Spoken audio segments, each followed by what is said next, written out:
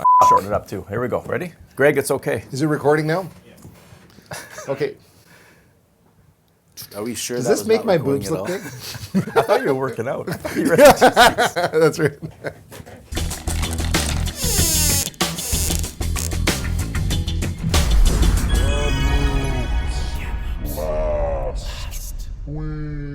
We are live, everybody. But we're also on tape. We are Deep in the bowels.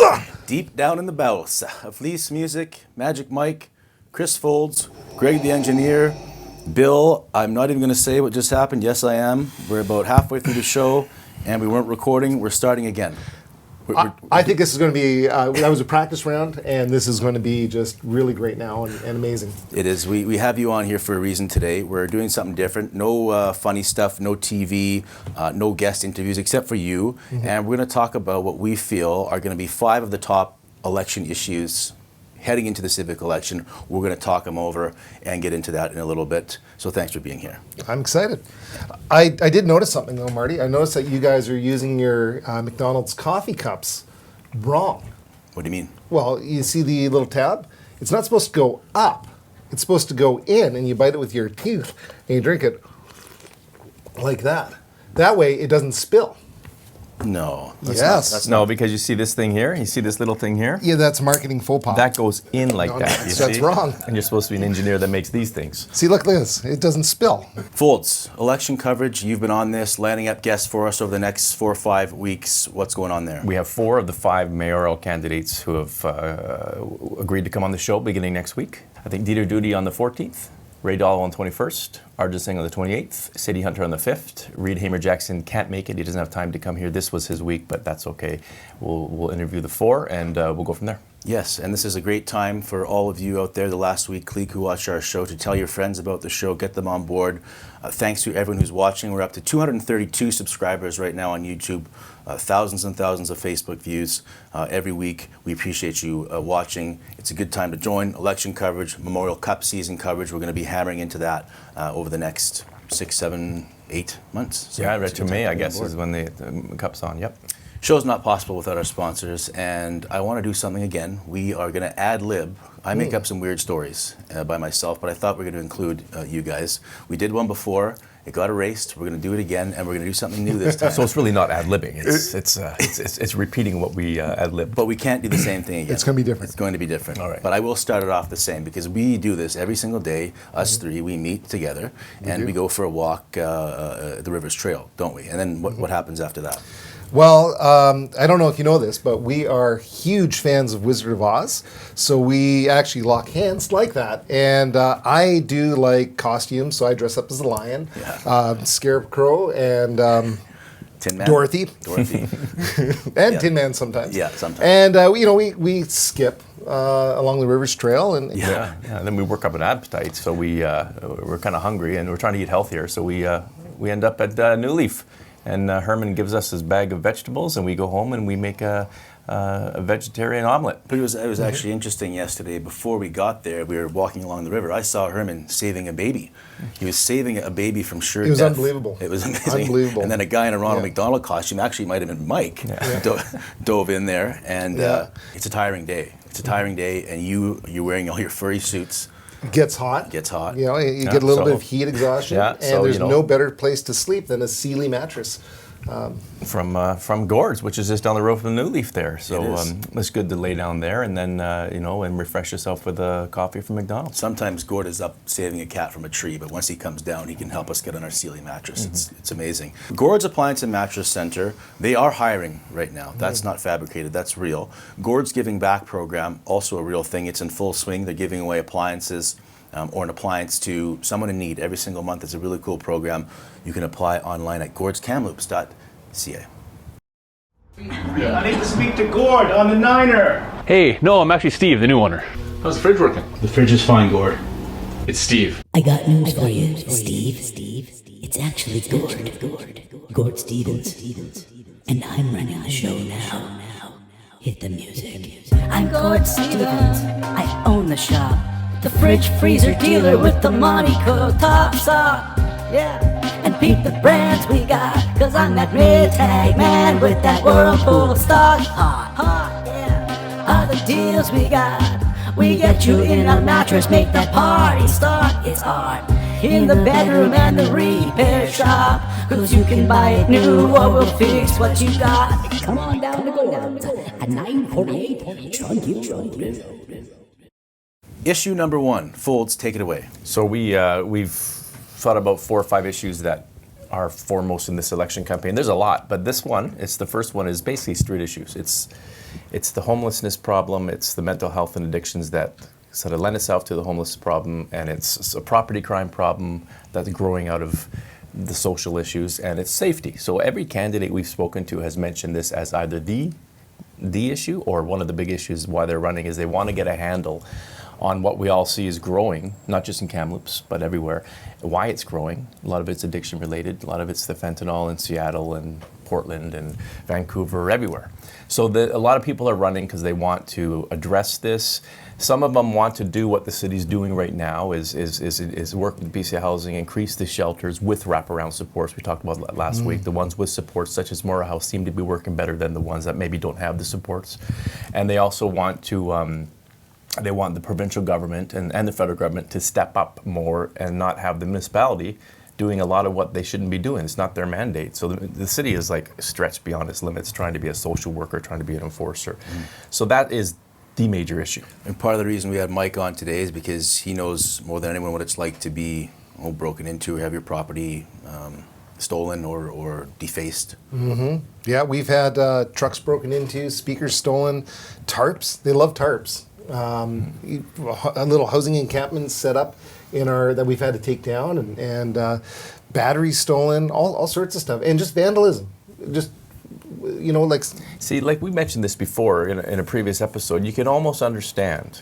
You can understand if you're homeless and you need to eat, or you're homeless, or you're not homeless, and you have an addiction. Sometimes you have to steal to eat, steal to feed the addiction. We understand that it's a source of something, but what you kind of drives you nuts and anyone is the senseless vandalism. I guess that's a redundant term because it doesn't do anything for anybody. No, so my truck they tried to burn down here a couple weeks ago. With a rag in the gas tank. And there's no point to that. There's no benefit to them or you. Everyone loses. So, and maybe that goes to just this societal downgrade where everyone is just destructive and you're feeling bad, your life's such in the shambles, so you act out, you lash out. The point is, everyone says something needs to be done. I think the big message here is we all know that, but it needs to be done now. Yeah. All the studies in the world, like David Eby's prolific offender study, it's kind of pointless. We know what the problem is. It's a matter of the lawmakers in Ottawa and Victoria getting to it. And it doesn't mean tough on crime, put everyone in jail, because we saw that didn't happen in the States. But it means something other than what's happening now, which is that sort of rinse and repeat, catch and release. That's not helping for the prolific offenders. So something needs to go because it's the one issue that's really drawing a lot of the candidates. It seems like there's also like a morality side of it too, though. I mean, there's some candidates who are almost like trying to capitalize on an anger that's going on, and there's some candidates who are saying that anger is dangerous. Well, Arjun Singh is the first mayoral profile in our newspaper today, in Kamloops This Week newspaper, online at kamloopsthisweek.com. So he's the first of the profiles with mayors, and that's an exact quote of his in the story today. Is saying that he can understand the anger, but people have to understand from his point of view that the anger is not going to get you anywhere. The anger is an easy emotion. You have to work around that to say, well, what are you going to do about it? Getting angry is not going to change the situation on the street. Yeah, but it's hard not to get angry when you're getting broken into all the time. And how do you deal with it? We used to know all the street people that would come around and that's Jack Bell. Jack Bell, our good friend, pickup partner. He used to run he used to work for a paper. Sorry for interrupting, but you made a good point. He used to run the Echo newsletter downtown, and he said he used to walk outside before the fires of 17. And he would know the homeless. He would know them by name. He would know that this guy is kind of scary, but all these guys are good. But he knew them. And after the fires of 2017, when a lot of people came to town and didn't leave because they were probably marginalized from elsewhere when they got evacuated, he said he noticed a harder edge, and he noticed that he didn't know as many. And he just noticed it was a little harder, and he was watching his back a bit more. And it's unsettling to me when I walk downtown, and I didn't used to see this, it's people with like big sticks, like huge wooden sticks. Didn't used to see that as much. No. It's like they're out there. I mean, maybe like for them, it's about maybe self-defense out there. But you don't know if they're, if they're all. And it's not fun. People, I have friends from out of town, in town right now, doing a job. I help them out with Pivot Industrial, and noticed they're like, what's happening? Like, what's happening here? Just things look way different downtown. Sure. And it's not just here. Friends came back from Seattle. They noticed how things have deteriorated there. I told a story about my stepmom on the island in Ladysmith, a super nice area. She has cameras and was about to get broken into by someone just looking to steal things. It looked like someone. So it's not just here. It's not just Kamloops. It just seems like it's getting worse across the board. And that's why that's why it's issue number one, is because everybody online, in person, everywhere I go, when I talk to people, eventually this comes up as an issue. Everyone has many ideas, radical and moderate. But the problem is, the reasons are so complex, you can't even explain why it's happening, because it's multifaceted. So I don't know what the answer is. I don't think anyone does. Before we move on to issue number 2, I do want to point out that there is a reason for that salsa jar being there. It's because it's the last day of the salsa sale at New Leaf Produce Market. That is actually Dave Eagle's salsa. Yeah, he makes good salsa. It's fantastic. Smells good. I was telling you a story. I put it out for my girlfriend, her not knowing it was Dave Eagle's salsa. And she said, that's really, really good salsa. So shout out to Dave Eagles and shout out to New Leaf Produce Market. Get on down there, see Herman, and buy some products for your salsa because they're on sale today. Local. Hermel! Listen, stand still. Do you hear that? Because I do. That is the sound of the waterfall inside the Eagle's nest. We are at the property of David the Hawk Eagles, one of the finest photographers in the history of Kamloops, but did you know this? He is also proficient in the art of tomato growing. Unlike the calcium-deficient pomodoro that grows in Michael Potestio's backyard, Dave Eagles produces the finest of tomatoes, and this salsa, as he likes to call it, salsa, and only one place in town, is equal to Eagles, the New Leaf Produce Market. On sale at New Leaf all week. It's salsa week. Tomatoes, onions, banana peppers, zucchini, andolini, anything you need for salsa at the New Leaf Produce Market. Salsa. Number 2, housing, affordability. Do you want to start? Craziness. Yeah, craziness, housing affordability. My perspective is today I had to renew my mortgage. Oh, Today's I should have had to September do that. 7th, 2022, when the rates just went up by 0.75%. I did mine 5 days ago.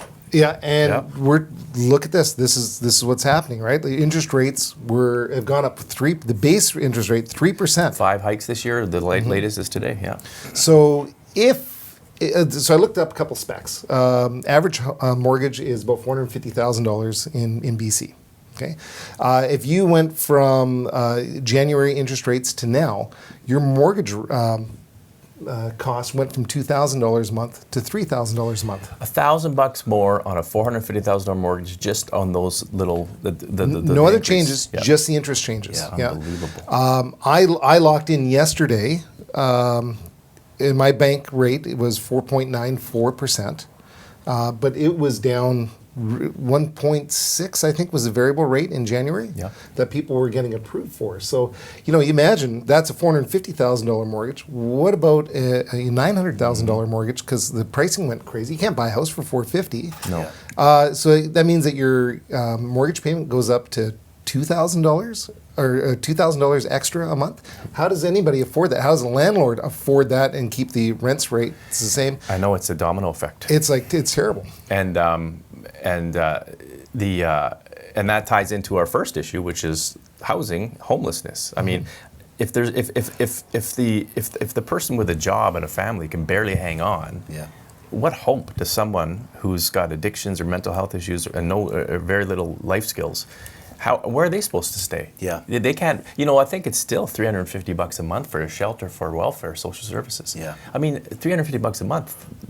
That won't get you a shed. It's even on a kind of different level. But your kids, now, even in the last 5 years, have changed because they are saying that there's zero chance they're going to be able to buy anything. Almost like Veronica was saying, there's no way I can. Well, they're a lot of that young 20s or early 20s age. A lot of them are they're resigned to the fact that it's changed and they're going to be renters for life. Yeah, but again, my point is, like, if I was very on the fence 5 years ago as to whether I could afford my place, and it was $176,000, and I was kind of encouraged by the bank people. I took out a bit of a loan from the government, and I did it, and I'm so happy that I did 5 years ago, because there's places selling for like $320 now. Yeah, I know. The exact same places. So, and I couldn't afford that now if I waited. The funny thing is, a lot of us live in houses we couldn't afford to buy now if we wanted to. Yeah, It's weird. So how does that affect voting? So Kamloops has long been.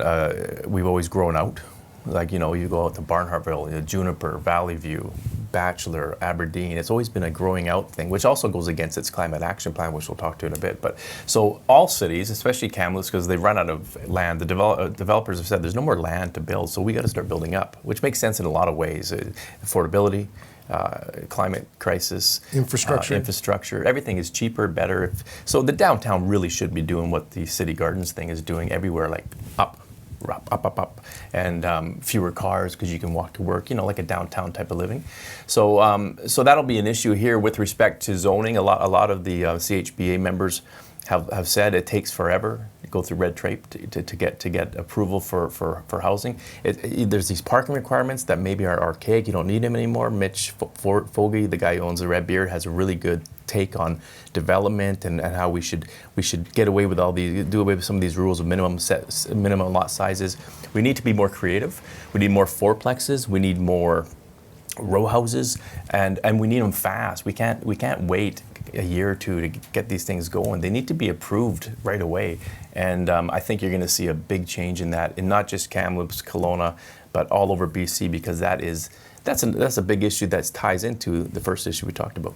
Did you see I think it was Prince George, the city council approved, or the planning department approved, pre-designed houses, carriage houses, and secondary houses to get ahead of the curve there. Because you don't have to wait a year for permitting, and it's just build this, and they're at a higher standard, environmental standard.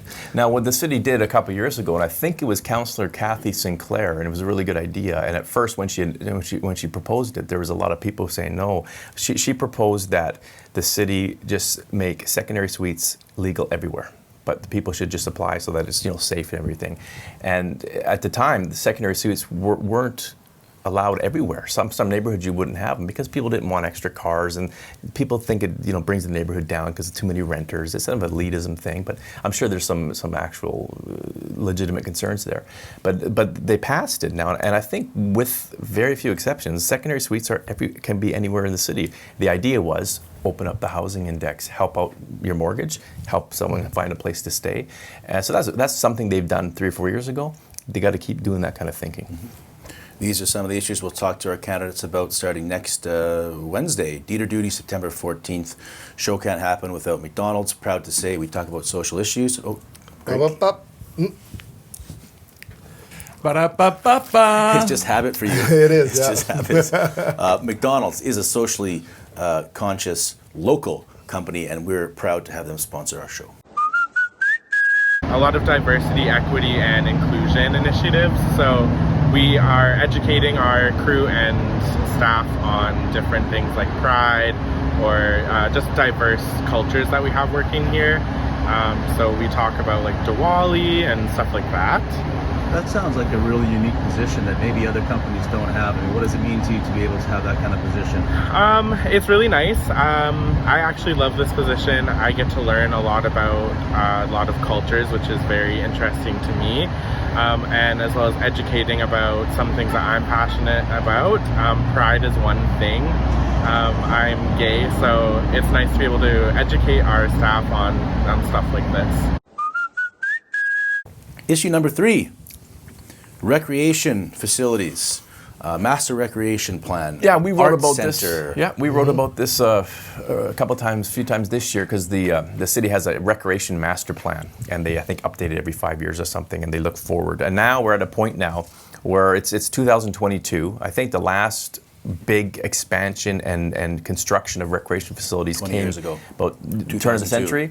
The tournament capital plan, Yep. where they built onto the TCC. They upgraded Norbrook Stadium. They added all sorts of stuff. They retrofitted arenas, and it went to a referendum at the time, and the voters approved it. At the time, a lot of money, and now that's what turned us into the Tournament Capital of Canada. I think the credit goes to Mel Rothenberger's council when he was mayor. I think he spearheaded that. So that was, I think everyone can say that was a great thing. At the time, it was very controversial. A lot of people didn't want their taxes going up, but the city reaps benefits. So now they're saying it's time to look at this again. A few candidates have said we need to look at this. You did a couple of good stories on the future.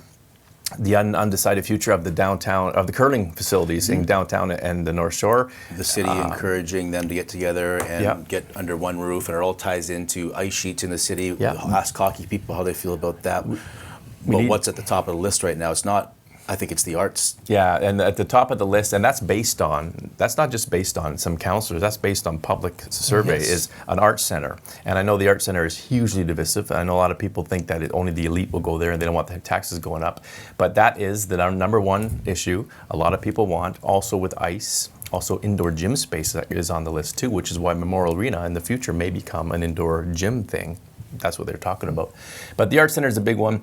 There's not going to be a referendum with this election. It's too soon. But they're thinking maybe next year we might go to a referendum again on the Arts Center. Remember, the first one died in 2015. Second one died because of the pandemic. Didn't get to vote. And that one will go. The Kelson, the Fawcettes, the family that was behind this, and they were going to donate $5 million toward the cause. They spent about $10 million buying and retrofitting the TELUS Annex building at St. Paul and 3rd, and it's opening next month, and it's called the Kelson Center for Art Education. And it's going to have the headquarters for the symphony, the Western Canada Theatre.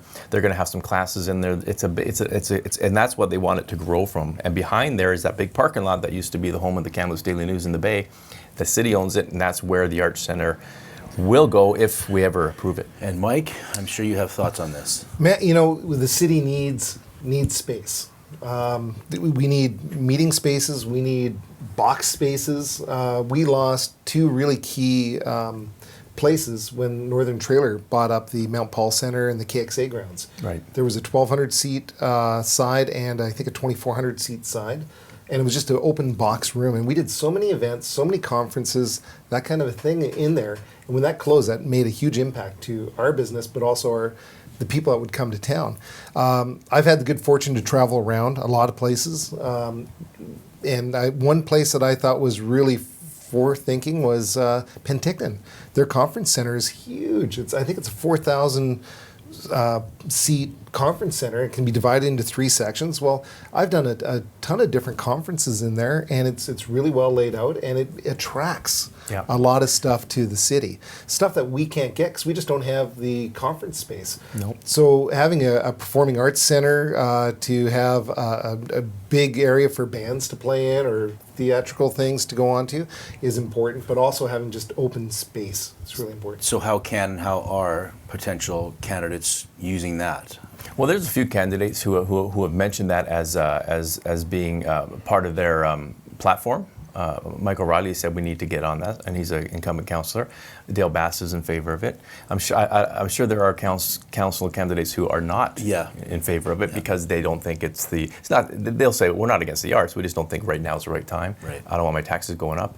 It doesn't serve all the community. But then if you think about it, if your view, and I had this debate with a councillor candidate, I think online, if your view definitely would have been online. if your view is that, well, tax dollars should not support recreation, then we would have no soccer fields, no swimming pools, no arenas, no libraries. Nothing would be open because everything is subsidized by the taxpayer. So why not an arts center? Yeah. Well, hopefully we have somebody we can talk to who does share the other side, because I guess this is Mike's pretty pro arts center. I'm kind of biased, Well, yeah, I mean, are there candidates out there right now that you know of that are like anti? No, not specifically. There's 17 people who have said they're going to run for council and 5 for mayor. And I don't know specifically, we haven't got to that point yet. We're doing stories on these issues. Yeah. Just so you know, we're going to do stories in the paper on these issues. So we'll take the issue of of the safety issue or the home housing issue, and we're going to ask groups of councillors. So we'll randomly pick 6 councillors. What do you think of this issue? What do you think of this issue? So we'll ask the councillors and all the mayor candidates what they think of all these issues, and you'll see the stories in the paper. Jessica Wallace, Michael Potestio, Sean Brady, I'll probably get thrown a couple.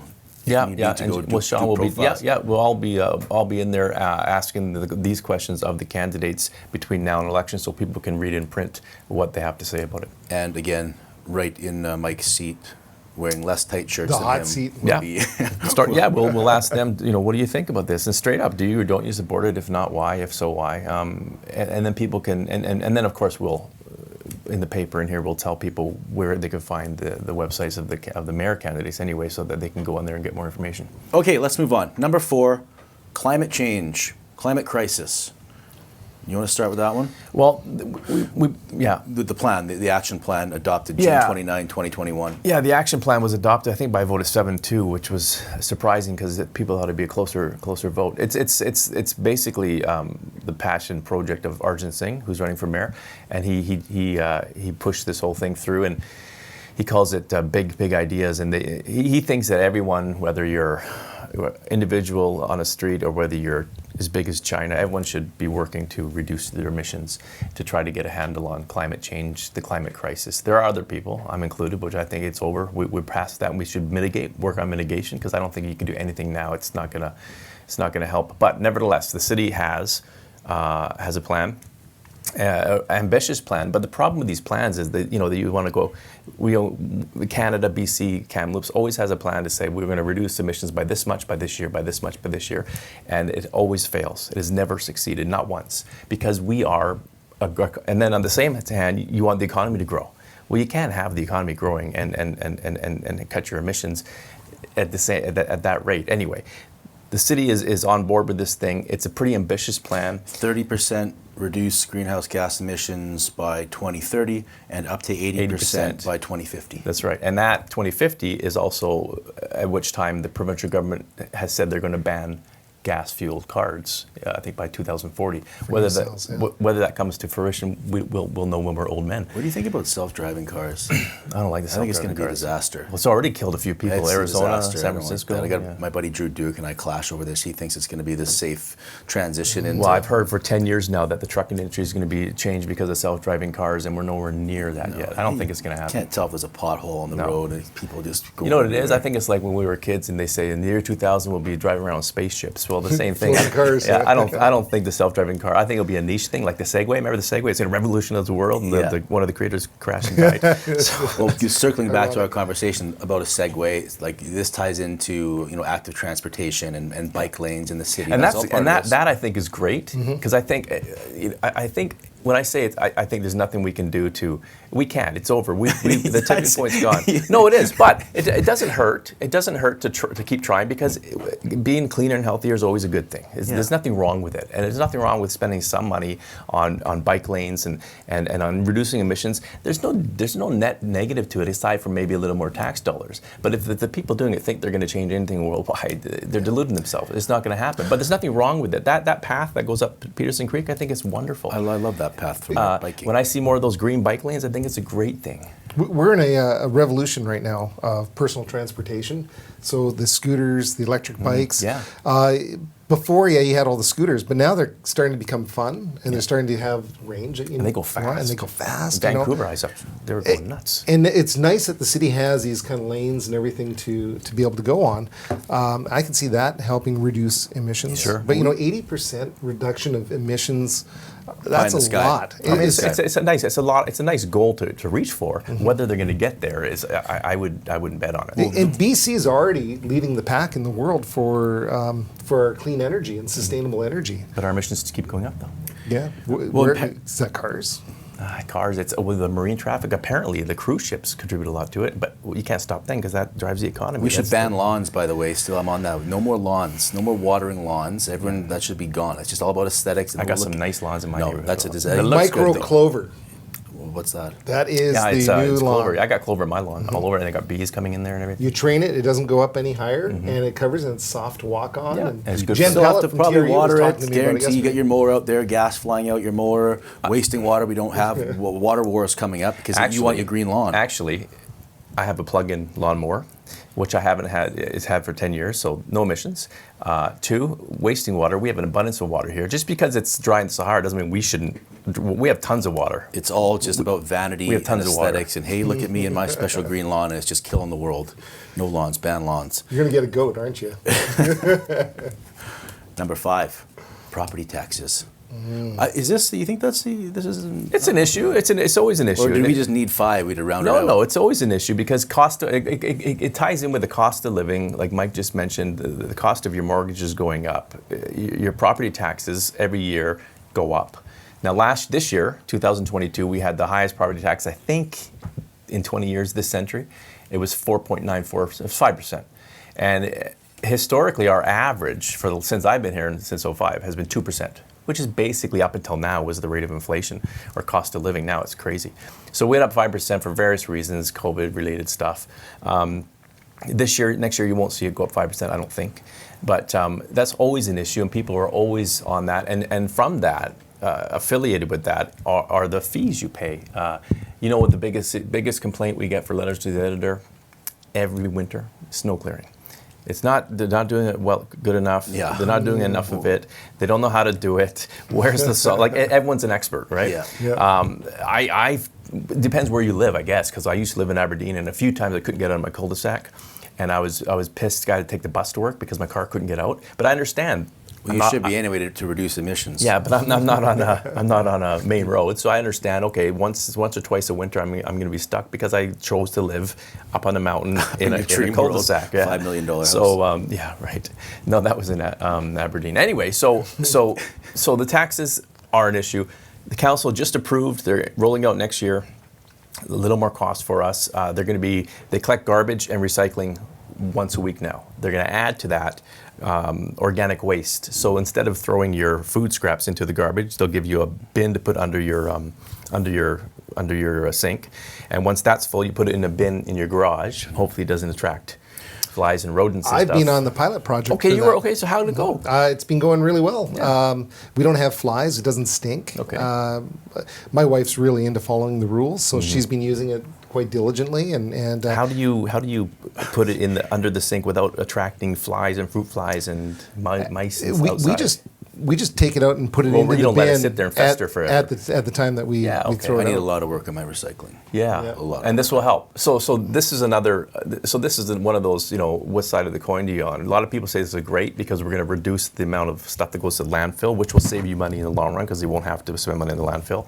Other people say it's just another tax that they don't want because they'll rather put their. They maybe people compost themselves and they don't want to be part of the program. One thing that's I was going to say you go every 2 weeks. You alternate, and that's the biggest problem that we found. Yeah, with the garbage and recycling, because theoretically, because when this starts, they're probably going to go move garbage from once a week, 4 times a month, to twice a month, every 2 weeks.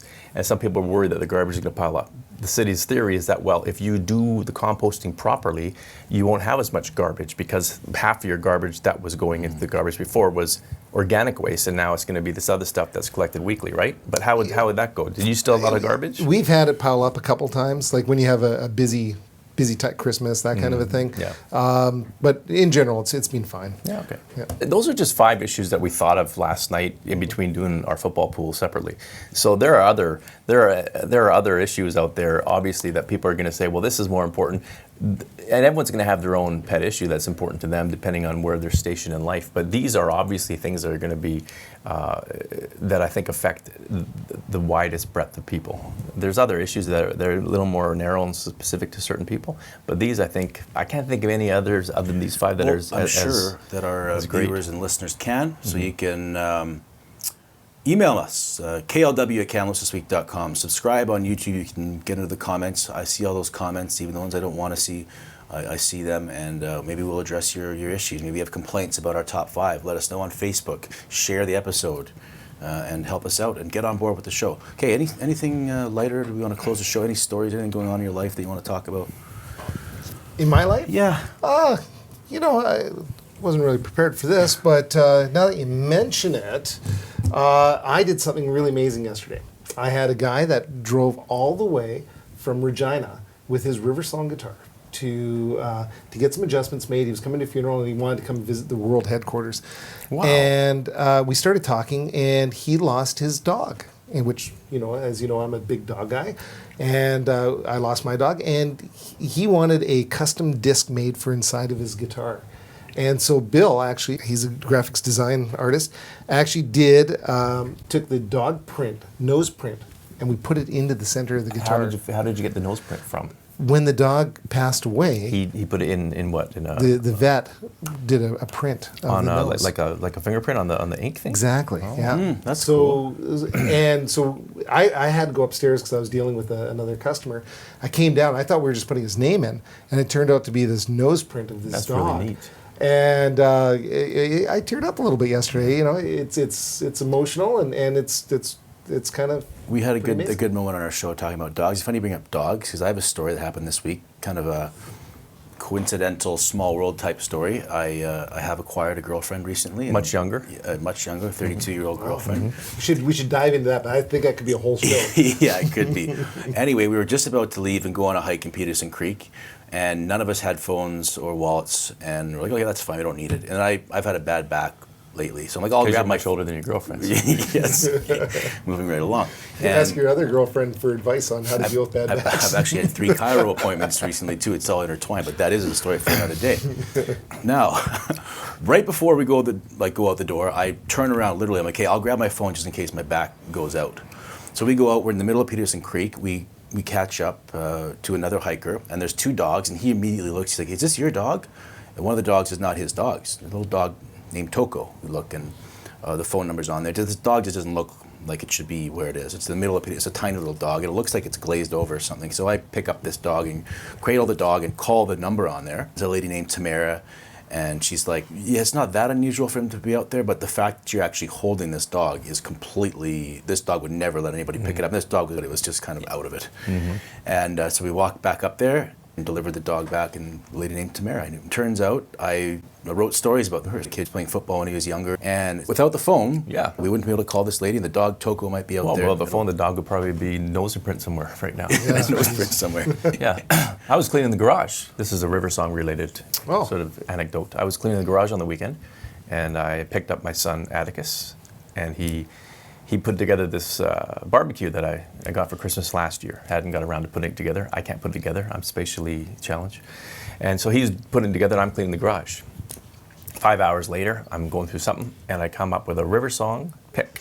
Guitar pick, oh yes. The wooden ones with a little maple leaf cut out in the middle. And Addie loves to play guitar, so I have a pick for him.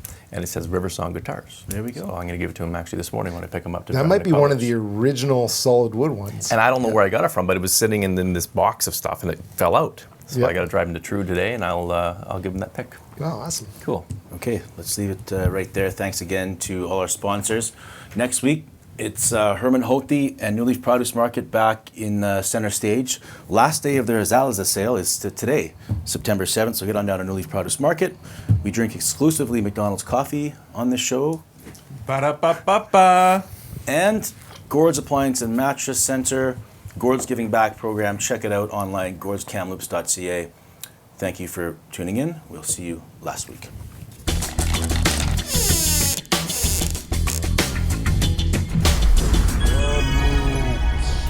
Last week.